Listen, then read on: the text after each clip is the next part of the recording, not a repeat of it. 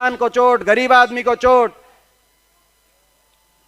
SC वर्ग के हमारे भाई हैं, बैकवर्ड के हमारे भाई हैं, सारी कल्याणकारी योजनाओं पे ग्रहण लगा दिया इस सरकार ने। आते ही 100 गज के प्लॉट की योजना बंद, मकान की योजना बंद, बाबा साहब भीमराव अंबेडकर छात्रवृत्ति योजना आदि, दाल रोटी की योजना बंद, मनरेगा की स्कीम का बजट खत्म करने का इस सरकार ने काम किया।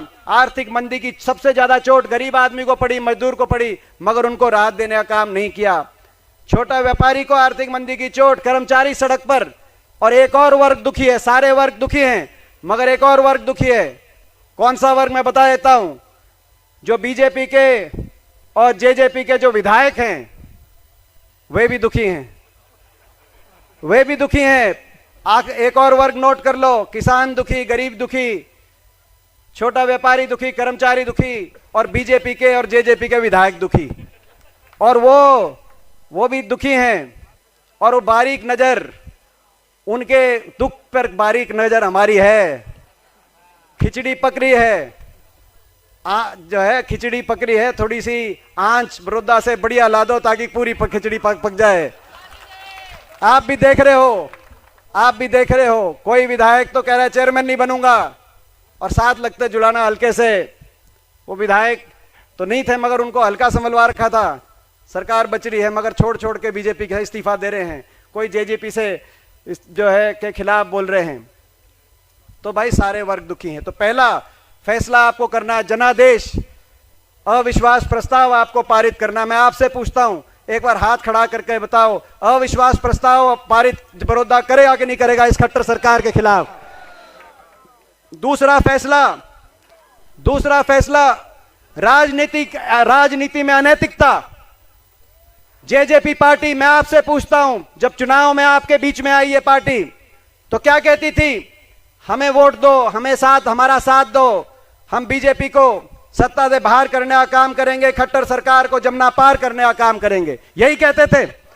मगर रातों रात आपसे वोट लिया, आपसे सपोर्ट लिया, हरियाणा के लोगों ने 10 सीट देने का काम किया बीजेपी को रोकने के लिए। मैं आपसे पूछता हूं, जुलाना साथ लगता हल्का है, नारनौंद उसके अगला हल्का, इस तरफ उचाना हल्का। मैं आपसे पूछता हूं, जो लोग जुलाना में वोट दे रहे थे इनको, जेजेपी को, वो खट्टर सरकार बीजेपी सरकार को बनाने के लिए दे रहे थे या इस सरकार को रोकने के लिए वोट दे रहे थे? मगर इतना धोखा, ऐसा विश्वासघात, लोगों की भावनाओं के साथ, लोगों के जन भावना के पीठ पे छुरा घोंपने का काम। राजनीति में इतनी अनैतिकता अगर होगी तो कौन किस पे विश्वास करेगा? दूसरा फैसला आपको देना है कि वो जो फैसला लिया गया था, जो ये अनैतिकता से सरकार बनी है, जन भावनाओं के खिलाफ सरकार बनी है, जन भावनाएं इस सरकार के साथ नहीं थी, जन भावनाएं इस सरकार को उखाड़ के फेंकने के लिए थी। इसका उदाहरण हमारे स्टेज पे बैठा है। अगर लोग इस सरकार के हक में होते, खट्टर सरकार के हक में, किसी भी सरकार का चेहरा उसके मंत्री होते हैं, उसकी कार्यशैली उससे मंत्रियों से दिखती है कि नहीं दिखती है? अगर सरकार के हक में होते तो इनके सबसे मजबूत मंत्री थे मनीष ग्रोवर, भारत भूषण बत्रा जी बैठे हैं, रोहतक के लोगों ने वहां से उनको साफ करने का काम किया कि नहीं किया? इनके एक मंत्री थी कविता जैन, सोनीपत में सुरेंद्र पवार जी बैठे हैं, कितने हजार वोट से जीत के आए? 30,000 से कि 40,000 से, आप पूछ सकते हो। इनके एक मंत्री थे किशन पवार, साथ लगता हल्का इसराना, बलबीर वाल्मीकि जी बैठे हैं, उनसे भी पूछो कितने हजार से जीत के आए? 30,000 की 40,000। एक इनके मंत्री थे धनखड़ साहब, जो इनके आज अध्यक्ष हैं, कुलदीप वत्स हमारे विधायक यहाँ पे बैठे हैं, लोगों ने आशीर्वाद दिया, उनको भी कितने हजार से जीत के आए? उनसे आप पूछो। सारे के सारे मंत्रियों को हराने का काम किया। अगर सरकार अच्छी चल रही होती तो इनके मंत्रियों को साथ मिलता, मगर लोग सरकार को हराना चाहते थे, सत्ता से बाहर करना चाहते थे, इसीलिए लोगों ने जनादेश दिया। उस जनादेश के पीठ में छुरा घोंपने का काम जेजेपी पार्टी ने किया और अनैतिकता से इस सरकार को बनाने, इसीलिए हरियाणा आज दुखी इतना है। दूसरा फैसला आपको यह देना है। फिर आपको एक फैसला हरियाणा के भविष्य को लेकर देना है। हरियाणा की भविष्य की राजनीति आप किस तरफ देखना चाहते हो?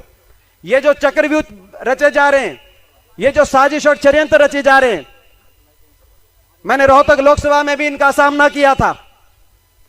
साजिश और षड्यंत्र, पूरी सरकार की, दिल्ली की और चंडीगढ़ की पूरी ताकत रोहतक में लगी थी। प्रधानमंत्री जी चुनाव के बीच में 3 बार आए थे रोहतक में, बाकी भी सीटों पे मुकाबला हो रहा था। मगर एक मकसद के साथ आए थे कि विपक्ष की कहा मजबूत आवाज है, उस आवाज को दबाया जाए। जो आपके हकों की लड़ाई अगर कोई लड़ने का प्रयास करे तो उस आवाज को किस तरीके से दबाया जाए। आज भी जो साजिश और षड्यंत्र रचे जा रहे हैं आपके खिलाफ, उनका मकसद एक है कि जन भावनाओं को, आज पूरा हरियाणा जान गया है कि बड़ौदा में आपकी जीत होनी थी। पूरा हरियाणा जान गया था कि नहीं जान गया था? बीजेपी के पत्रकार भी जाते थे। अब तो इतनी हवा है कि बीजेपी का पत्रकार भी किसी गांव में घुसता है तो गलत नहीं दिखा सकता, सही दिखाना पड़ेगा। तो पूरा हरियाणा जान गया था। मगर आपको मगर तरह तरह के साजिश और षड्यंत्र, किस तरीके से कांग्रेस की वोट में सेंध लगाई जाए, तो उन साजिश और षड्यंत्रों का जवाब भी आपको देना है, ताकि हरियाणा की आने वाले समय की राजनीतिक भविष्य को आप तय करो। मैं एक विश्वास आपको दिलाता हूं, जहां यहां से जो आपका आशीर्वाद मिलेगा, जो यहां से ताकत मिलेगी, वो ताकत, जो अविश्वास प्रस्ताव पारित होगा, उस आशीर्वाद को लेकर, उस ताकत को लेकर परिवर्तन का बिगुल पूरे हरियाणा में बजाने का काम करेंगे। ऐसा बिगुल बजाने का काम करेंगे। सच्चाई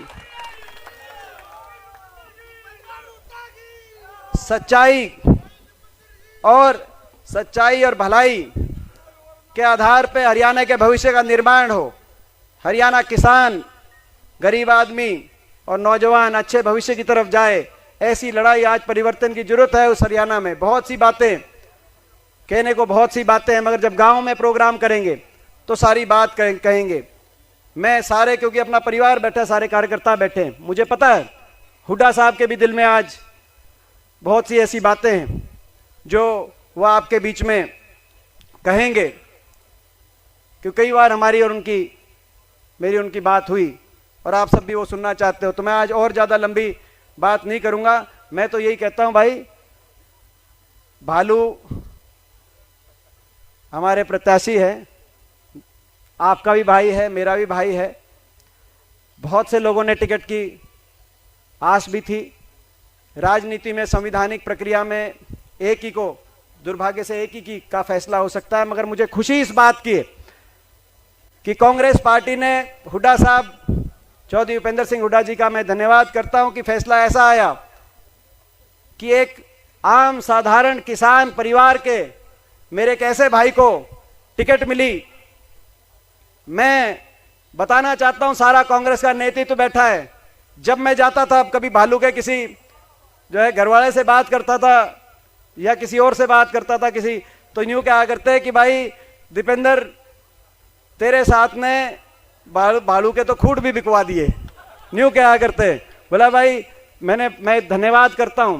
पिछले 15-20 साल से जब कभी हरियाणा किसी कोने के अंदर संघर्ष की जरूरत आई, किसी वर्ग के लिए लड़ाई लड़ने की आवाज आई, अपनी ये ना देखते हुए कि घर की क्या स्थिति है, घर में क्या अमीरी गरीबी है, इस बात को ना देखते हुए हर जगह कंधे से कंधा मिलाकर भाई ने मेरा साथ देने का, उस लड़ाई में हर वर्ग के संघर्ष करने का भाई ने हमेशा काम किया। और मैं भी आपसे कहना चाहता हूं कि भाई इतने बात अपनी अमीरी गरीबी ना देखते हुए हर संघर्ष में साथ दिया था।